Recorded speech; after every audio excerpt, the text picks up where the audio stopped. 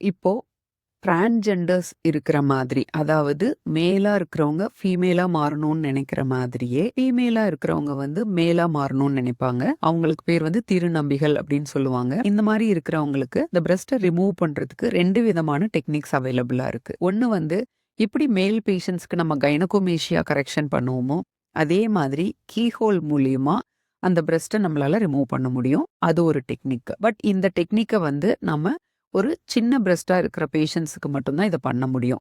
ரொம்ப ஹெவி பிரஸ்ட்டா இருக்கிறவங்களுக்கு இந்த டெக்னிக் வந்து ஃபாலோ பண்ண முடியாது. ஏன்னு கேட்டா நெறைய எக்ஸஸ் ஸ்கின் அவங்களுக்கு இருக்கும். அத மேனேஜ் பண்ண முடியாது. இன்னொரு டெக்னிக் பார்த்தீங்கன்னா, டபுள் இன்சிஷன் டெக்னிக் அப்படின்னு சொல்றது. இந்த டெக்னிக் மூலியம் நம்ம வந்து எவ்வளோ பெரிய பிரஸ்ட்டா இருந்தாலும் ரிமூவ் பண்ணிட்டு, அந்த எக்ஸஸ் ஸ்கின்னை எல்லாம் கட் பண்ணி எடுத்துட்டு, நிப்பிள் ஏரியோலாவ அழகா கரெக்ட் பண்ணி குடுத்து, நம்ம வந்து நார்மல் மேல் செஸ்ட் மாரியே நம்மளால பண்ண முடியும். அதனால இந்த மாரி திருநங்கைகளுக்கு 2 விதமா நம்ம பிரஸ்ட் ரிமூவல் பண்ணலாம். ஒண்ணு கீஹோல் சர்ஜரி, இன்னொன்னு டபுள் இன்சிஷன் டெக்னிக்.